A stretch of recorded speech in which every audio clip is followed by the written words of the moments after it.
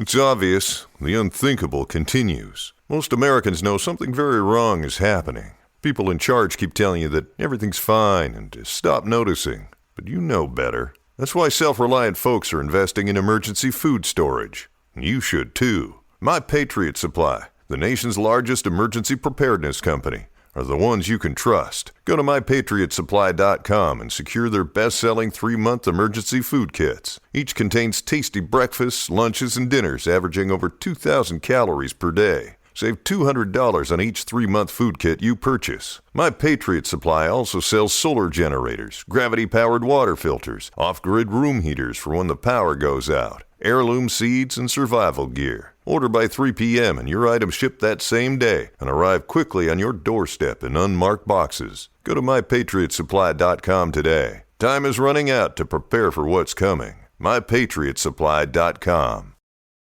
Monetizing digital services since 2004. Boosting the entertainment industry by making digital content accessible for everyone. AWG, where innovation meets monetization. Welcome to the Human Capital Innovations Podcast. We're your source for personal, professional, and organizational growth and development, where we share original research, explore industry trends, and interview executives and thought leaders from across the globe. We hope you join us often for practitioner-oriented content around all things related to leadership, HR, talent management, organizational development, and change management. Maximize your personal and organizational potential with Human Capital Innovations Podcast.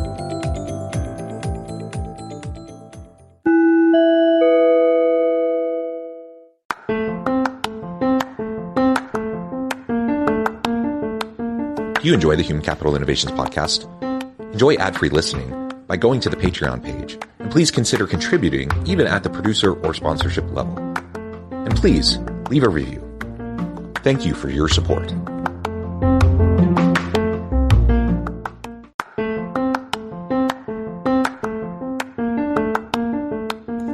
Welcome to the Human Capital Innovations Podcast. In this HCI Podcast episode, I talk with Chris DeSantis about how to leverage the power of generational diversity to create better teams, organizations, and workplace relationships.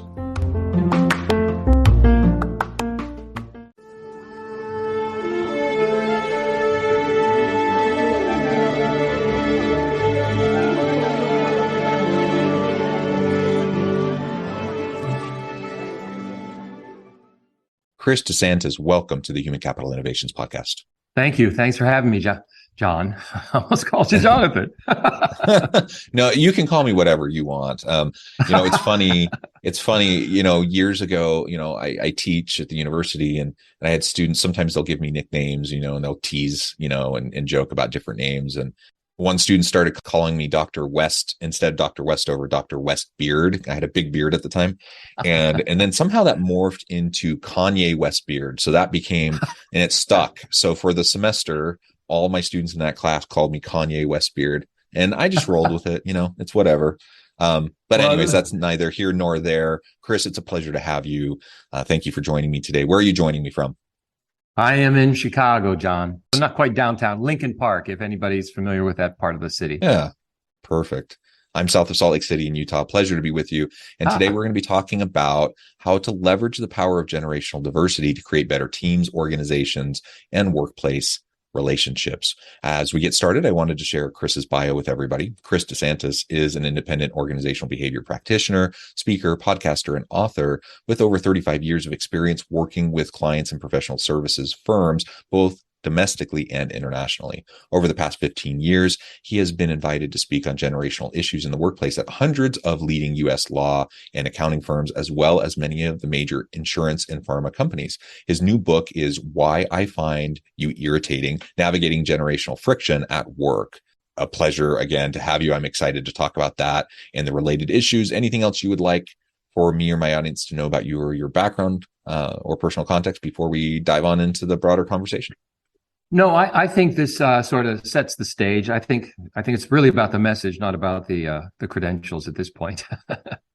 Let's start by just kind of distinguishing the different generational stages. There's lots of terms thrown around for these, and I suppose it probably doesn't matter all that much what term we end up landing on other than just so we know what we're talking about. But how do you break it down and describe the generational cohorts? Well, let me back this up a little bit, because I think to lay the foundational piece to this is I like to set the stage as we see the world not as it is in terms of an objective view, but rather our perception of the world predicated on the experiences we had growing up. So if that is the case, then a generational sort of group is around a common experience, or common experiences, and so in the United States, our culture, boomers. I address in the workplace, I address boomers. I talk about Gen X. I talk about the experiences of millennials. And now recently I talk about Gen Z, because they are now entering into the workplace. The generations on both ends of that are traditionalists who precede boomers. And then the newest generation is just a placeholder name called Gen Alpha, because they're starting the alphabet again, I guess. I love that. Right. Eventually we'll just, every letter in the alphabet, right? Yeah. And there's always different terms. I'm kind of right on the cusp. So I was born in 79. So that's kind of right tail end of Gen X, right at the very beginning of millennials. Some have termed it the Zennial generation, kind of that in between. I can explain a little bit of that. See, I don't think we are siloed. This is one of the problems when you talk about the topic or when the topic is addressed, is the assumption that boomers are in a silo, or Gen X is a silo, rather. We are not that way. We are much more in forms of a wave. There's a wave that comes in sort of into play that sort of distinguishes itself relative to a generation that preceded it. And then those distinctions become normative in terms of how we see that generation. But as that generation starts to, I would say, latter groups are born, they sort of, as you experience, you wash into the next generation. So you are in effect a cusp baby. And so as a cusp baby, to your point about being a zennial, is when you describe a Gen Xer or you describe a millennial, you say to yourself, hey, I'm a little of this, I'm a little of that, but I'm not either or. And so in that sense, that's really the point here, is it's the narrative of who you are that really defines who you are, not the category by chronological age that you fall into. So yeah, absolutely. And as you noted, clearly these are broad sweeping stereotypes, right? As we're talking about generational cohorts, clearly there's variety and diversity within these cohorts, but it can be a useful typology, right? Of just thinking about some of these meta kind of issues. So it is useful, but we do want to use caution, like not overly simplify things and recognize that there's still nuance and there's still individuality. And from an organizational and leadership perspective, I always caution leaders, like there's no substitute for just knowing your people, because it doesn't matter what generation they're from, what their age is. It doesn't matter, what diverse group they might fall into or whatever. They're still their individual person with their own wants, needs, desires, their own career path, and that shifts over time. So you just need to know your people, right? Yeah, well, I also think more importantly, you need to know yourself. And so when I speak to the topic, I say, what story reflects your experience? And then how do you interpret those around you relative to the experiences you had? Because this is where we judge. To your point, we move from generalization to stereotype. And then the other I will say corollary here is that the press sort of gets in the way of this, because they heighten perceptions of a group relative, but not necessarily the reality of the group. So millennials have been getting the short end of the stick now for probably 15, 20 years. And I don't think it's really reflective of who they actually are, but it might be reflective of a few of them. But we imagine it's true of all of them, which again, to your point, is a stereotype, and it's not right. Yeah. I think it's also useful to maybe think about life stage. I referred to that a minute ago. Life stage versus generational differences, because we all go through different stages of life. Right now I'm in my early 40s. So, I have different priorities than I did 20 years ago and than I will in 20 years from now. So that's something that's a little distinct, isn't it? Yes, because I speak to the generational lens, and then I address this notion of stages of life, because one of the I will say, one thing I like to push back against is, they're just young, they'll grow out of it. Well, yes, of course, we were all young. There used to be actually 4 stages of life, right? A child, a young adult, an adult, and an elder. Because of the extension of adolescence, and we are all living longer. Actually, Not all Americans are living longer. Americans in the middle class and above are living longer. Your children, if you have children, 1 and 2 or 3 of them will live to be over 100 if you make it to the middle class and above. So the point being here is now we have 6 stages. You got a child, a young adult, an emerging adult, which is interesting. These are the people on the journey. An adult, an elder, and then bonus elderhood. That if you make it past 80, you got to wash your dryer. So the point here is, though, that this emerging adult is a new category. And so, and a lot of young people might fall into this because they're exploring who I will become. Yet, when we look at life from my lens, and there are only 4 choices, I just assumed adulthood is a commitment early on to who you will be.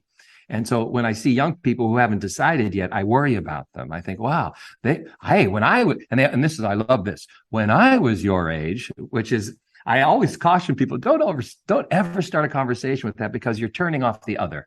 You're turning them off immediately, because this is turning into a lecture. You see what I'm saying? And not a dialogue.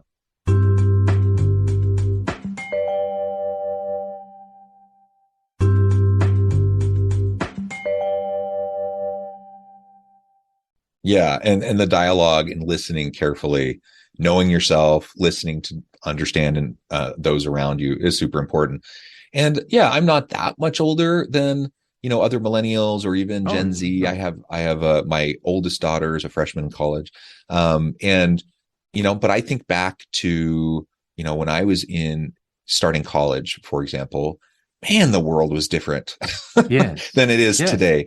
Right. And so there's just natural, not only shifts in life stages, and there's these generational differences, but the world is changing. So it's silly. It would be totally silly for me to kind of project my experience from my youth and my young adulthood and that kind of journey period for me onto, say, my 18-year-old, almost 19-year-old daughter, or any of my other kids. And so, share your wisdom. It's important for us to learn from each other, from all generations, and we're going to talk more about that, certainly. But also, don't dictate, don't prescribe, right? And allow people their opportunity to go through their own stages. Absolutely. In fact, what you're saying is interesting, because you do have a daughter who's in this age group. She's part of this Gen Z crowd. And what's interesting about that is we have moved, because when I talk about this, when I write about this, I talk about these parental models. And their parental model is different. It might be different than your own. I know your family, but the Gen X experience had a lot of, I would call free ranging. Actually, that's what the New York Times would call it. And this was akin to the latchkey kid. These kids had more of the experience of being on their own, being more independent. People didn't check in on them with frequency. They're more self-sufficient.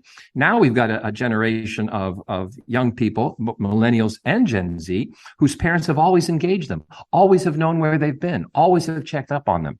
So this dialogue approach is much more pronounced in this younger crowd. And that creates an expectation that I think is unique to those generations, as opposed to my generation, which is much more of an authority model. My parents were authorities. I was not in dialogue with my parents. That would have been unusual. Yeah. I was definitely one of those kind of free range kids. And then you talk about helicopter parents, or even now you talk about bulldozer parents, right? So just like we have kind of these generational differences and stages, we have these kind of parenting model differences and stages, perhaps. I don't know. It's all super interesting to just think about how this all interplays with each other. Well, bringing it back to work. Now, of course, what we see is people are living longer. And we have now many generations simultaneously in the workforce working together. So you have Gen Z and millennial and Gen X and baby boomers, and even some silent generation folks who are still contributing in the labor force. And all of these individuals with their kind of different mindsets and perspectives are now trying to work together. Of course, that and it's, as you said, we've kind of moved away from this authority model in the workplace. It's not, command, control, authoritarian leadership. It's like collaborative, empowering leadership and those sorts of things. It does produce some challenges, doesn't it? Business is designed in a command and control structure, just as you've said. Corollary to that was business was originally had this element of what I call the covenant. And the covenant was, if you work hard on my behalf and remain loyal in terms of tolerating how you are treated inside this company, you have a chance to really retire from this company. Basically, you have a single arc career. We no longer have those promises of the covenant. We have moved to a transactional model. And so it's not about the brand itself or the company itself that you are sort of enamored with. It's who you are working for within the company. So we've moved it down to a much more, I will say, an intimate level where loyalty is still demonstrated, but it's demonstrated not to the firm per se, but rather to the person I'm reporting to. And if I have a good experience with you, then in fact, I am loyal. Yet we judge the young people from the lens of from the hierarchical model. Hey, you're leaving me, as it were. You are not loyal. You see what I'm saying? But that's not, you're leaving my company. You are not loyal. That's not necessarily true at all. I make the point because I think we're going to see more boomeranging. And that means people will go out and try different jobs, and then they'll come back to the job they took. If you have a mindset that they are being disloyal when they left you the first time, then you lose the opportunity of what they might have learned out there that they could apply inside the next time. And so I think it's a mindset issue of letting go of what we were and accepting what we will be or could be as a concept. Monetizing digital services since 2004. Boosting the entertainment industry by making digital content accessible for everyone. AWG. Where innovation meets monetization. What have you noticed, in all your speaking and writing on the topic, what have you noticed in terms of the impact of COVID, move towards remote work, and now, kind of a shift towards hybrid work? How has this interplayed with these generational differences and some of the tensions and some of the opportunities as we learn from and work with each other?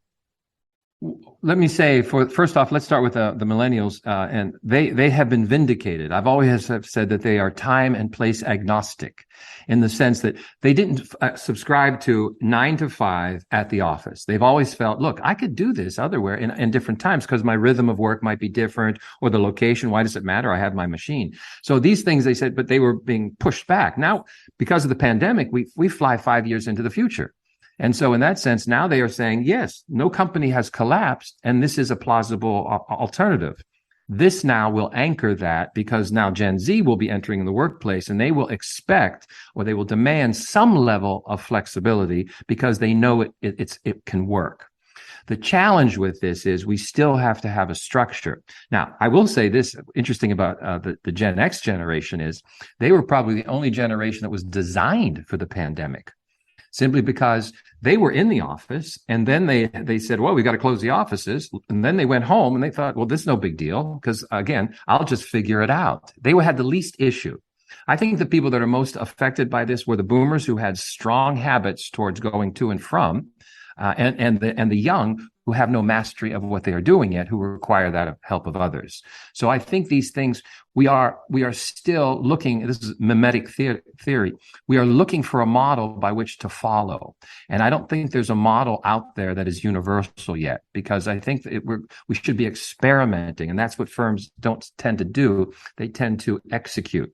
And I think in this world that we're living in, we should have a lot of minor experiments to say, okay, how do we make sure that we build relationships in this environment? How do we make sure we teach well in this environment? How do we make sure that our culture is still sound in the circumstances of a remote or a hybrid environment? You see, those are a lot of questions that have to be asked.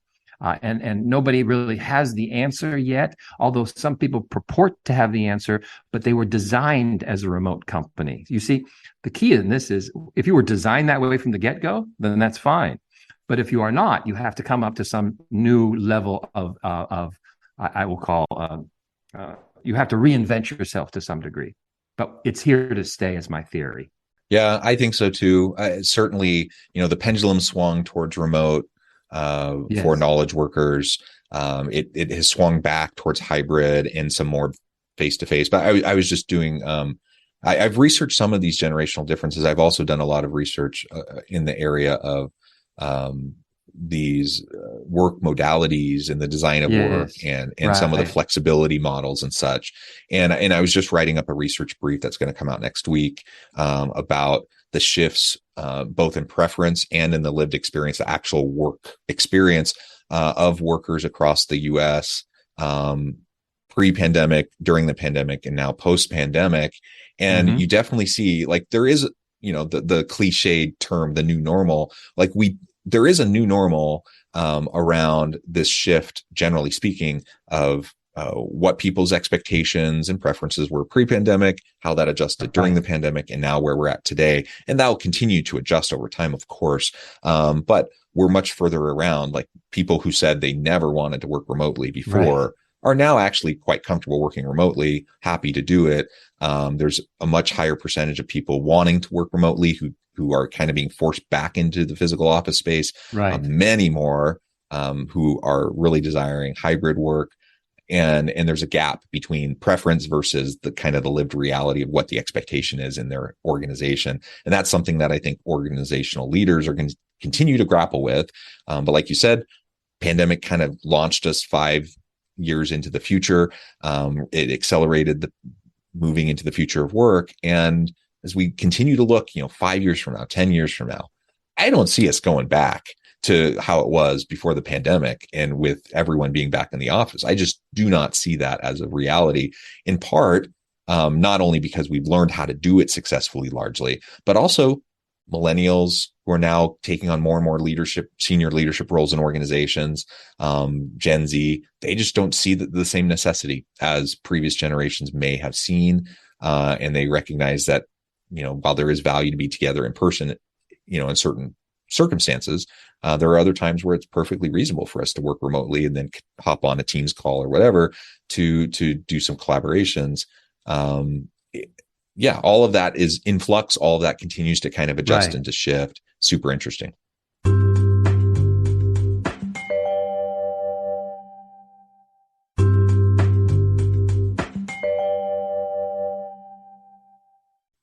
Well, let me make a couple of points. One really quick one is boomers who are still in charge in a lot of the larger companies are the ones who probably the most insistent on wanting to bring people back. And I think it's a misread to imagine they're doing this to their employees. I think you have to take it from the other perspective, again, trying to understand the other. They're doing this for them because they find the place of work was where they built their friendships, where they learned the most, where they had their crucible experiences, sort of that netted them the network that they have. All of those things are part and parcel to their success. So they're just trying to say to you, this is how I succeeded. I would like you to succeed as well, but this is the only path I know to do that. Now, your generation is coming along. You have always been biased towards your independence, biased towards that. And you've always been a little resistant of authority. So you don't like to impose. You don't want to impose on others or to have sort of this high structural. You know, the thing that most irritates your generation than any other trait a human can possess? Micromanaging. It is something you are just disdainful of that. Now, the problem the challenge with this is you're all in with having more of a hybrid or remote environment, mainly because A, it fits your disposition, but B, you have mastery of what you do. So when you have those two components, you make the assumption that, well, other people would like what I like. And the young are naive enough to believe, yeah, I would like that too. But again, the path to mastery requires our learning is really in contact with others, not in separation. When you're on a learning curve, you learn a lot more by observing than you do just by having a Zoom event or reading something. You have to say, how do the people that do this well do this? And so in that interplay in the office, that's where the learning takes place. I just feel the leadership, which will be your crowd, will be slightly resistant to that message because they will be of the mindset, I figured it out, they'll figure it out. But we've raised a generation of children who are highly collaborative. Yeah. And so when they're in that mode of collaboration, you know how I always say this, the word that Gen X describes the young as in a word is needy. In a word. Yeah. They say they're needy. Now, it's an interesting thing to say that a young person is needy. I think they are interdependent. I think when they've been raised doing homework with their parents, when they've been working on group problem solving, they are in the habit of the company of others. I think the people who are saying this about them are often not in the company of, and they've always just figured it out. Which brings me to my point about them. I think Gen X is needy as well, but their need is more for one of being self-sufficient, being free to do as I wish, you see, but the need isn't expressed in the same way as it impinges on another human. So it's not recognized. And there's so many more of these little kind of nuggets that I think we can pull apart. I did want to just double click on something you just said a moment ago, because I think it's absolutely right. I do think it's the wrong read to think that every older leader who wants people to come back to the physical office is doing it just because they're kind of a curmudgeonly older person who's like, come do it, my way and whatever, and trying to impose. I don't think that's true. And I think I've talked to senior leaders who very much exactly like you were just saying, they see it like they're concerned. They're concerned about younger generations, the career development opportunities, the mentoring, the coaching, like those things that happen often organically, that it's harder to replicate when you're in a remote environment. And it's good that they're concerned about that. And so then the question becomes, well, where's the happy medium, or is there a way to kind of replicate or reproduce those organic water cooler moments, the organic kind of learning that happens when people are together physically? Is there a way to do that when we're remote, or if it's more of a hybrid kind of a thing? All really important questions, and we're going to continue to wrestle with these things over time, for sure.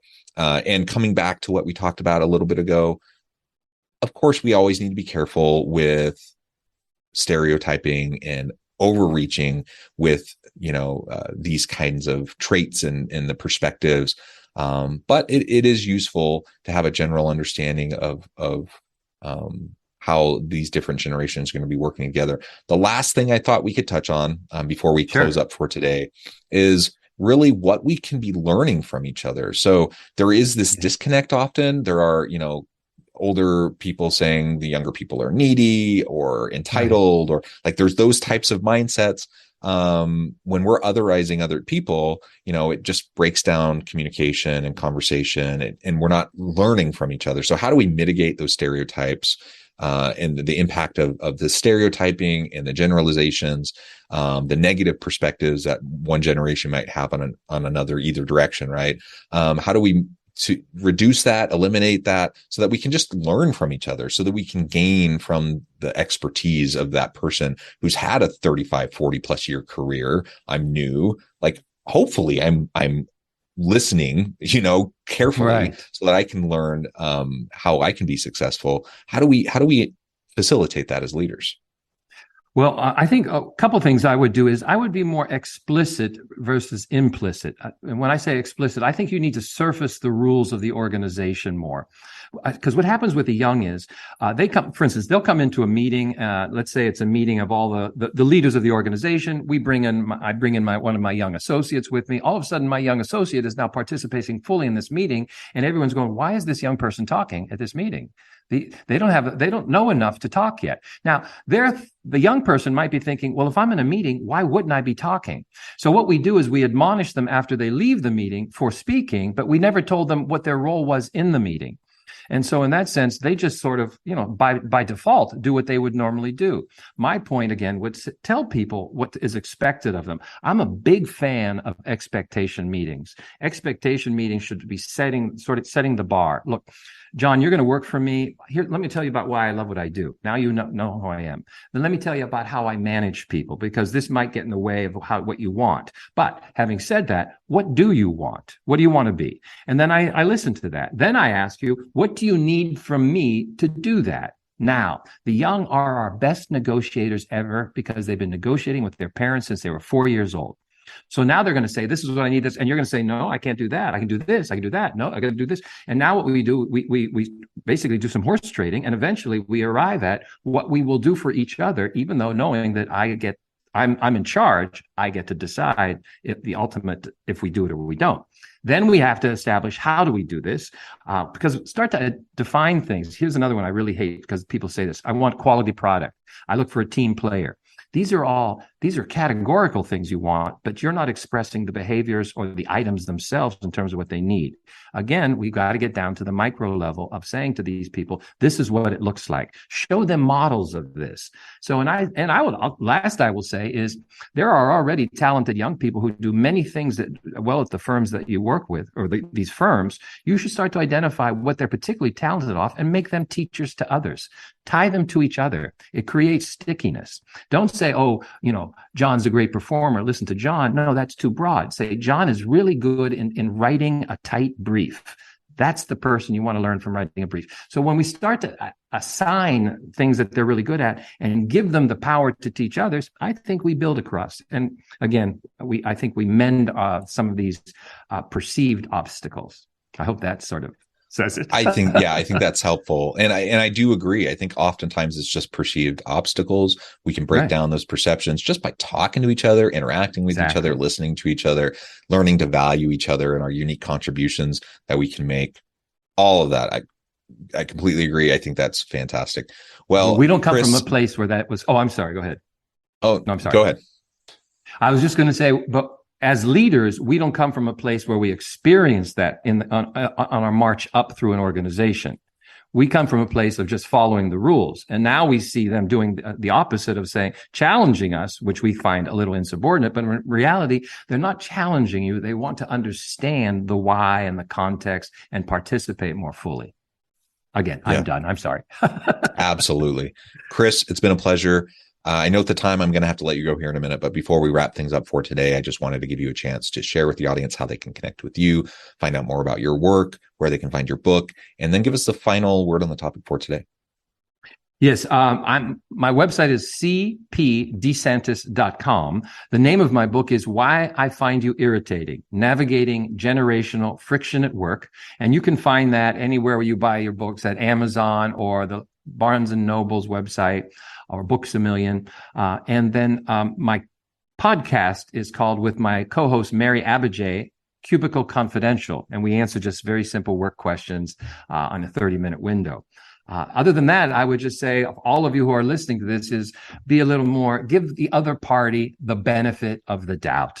That's what all I'm asking, because they're a rational person and they might be doing something differently than you would do it. But you have to say, first ask, why are they thinking the way they're thinking, as opposed to thinking they're doing it incorrectly. The benefit of the doubt. Yeah. I love it. Chris, thank you so much. It's been a real pleasure. I encourage my audience to reach out, get connected, find out more about what Chris can do for you. Check out the book, check out the podcast. And as always, I hope everyone can stay healthy and safe, that you can find meaning and purpose at work each and every day. And I hope you all have a great week.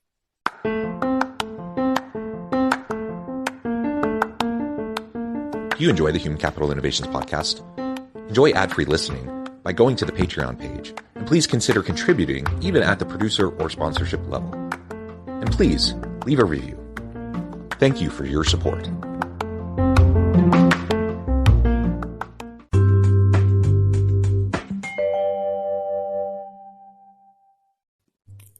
Thanks again for joining us for this episode of the Human Capital Innovations podcast. I hope you stay healthy and safe, and that you have a great week.